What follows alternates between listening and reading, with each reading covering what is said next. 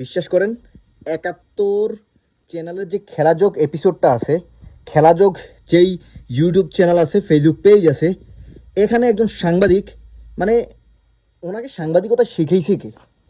আমার প্রশ্ন হইলো এটা, ওনাকে সাংবাদিকতা শিখেইছে কে? আর কোন ভিত্তিতে ওনাকে ৭১ নিয়োগ দিছে? ইউটিউবে ভিউ পাইলে, ফেসবুক চ্যানেলে ভিউ পাইলেই চলে? সাংবাদিকতার যে একটা লেভেল আছে, সেই জিনিসটা কি মেজর না? এখন বর্তমান জেনারেশন কি সেই জিনিসটা মেজর না? ভিউর জন্য কি মানুষ যে কোনো কিছু করতে পারে? এই রিপোর্টার টক্সিক লাগতেছে, এর কন্টেন্ট দেখলে টক্সিক লাগে। এমন এমন উদ্ভট প্রশ্ন করে। আপনি দেখেন, ফুটবলারদেরকে জিজ্ঞেস করে যে কি দোয়া করছেন, হোয়াট ইজ দিস? কে কোন জায়গায় যাবে ওটা তার পার্সোনাল বিষয়, কিন্তু ঠিক না, সাংবাদিকতার পর্যায়ে পড়ে না এটা। এইভাবে মন গড়া যা ইচ্ছা তা একটা কন্টেন্ট বানিয়ে ফেসবুকে আপলোড দিলে রিপোর্ট হয়ে যায়। ফেসবুকে ঢুকলে তার ভিডিও, আর ফেসবুকে এমন রিপোর্ট করার একটা মাধুর্য আছে, সৌন্দর্য আছে, একটা কোয়ালিটি আছে। এদের রিপোর্ট দেখলে মানে মনে হয় যে হিরো আলমের ভিডিও আরও ভালো।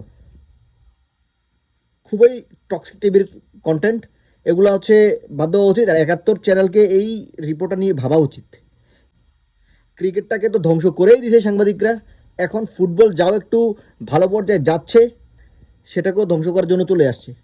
মানে মানুষ যেদিকে, ভিউ সেদিকে, রিপোর্টারও সেদিকে। রিপোর্টাররা এখন আসলে ভালো কিছুর জন্য রিপোর্ট করে না, ভিউর জন্য রিপোর্ট করে, যতটুকু বোঝা গেল। কারণ বিগত সময়গুলোতে সাংবাদিকরা ফুটবল নিয়ে এত মাথা ঘামাতো না।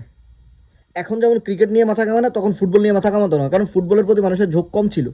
এখন যখন ভালো কিছু প্লেয়ার আসতেছে, তারা খেলতে যাবে, তারা ভালো খেলতেছে, তখন সবাই হুমড়ি খেয়ে পড়েছে ফুটবলের উপরে। এটা যদি বিএফএফ শক্ত হাতে হ্যান্ডেল না করতে পারে, তাহলে ফুটবল আগাবে না।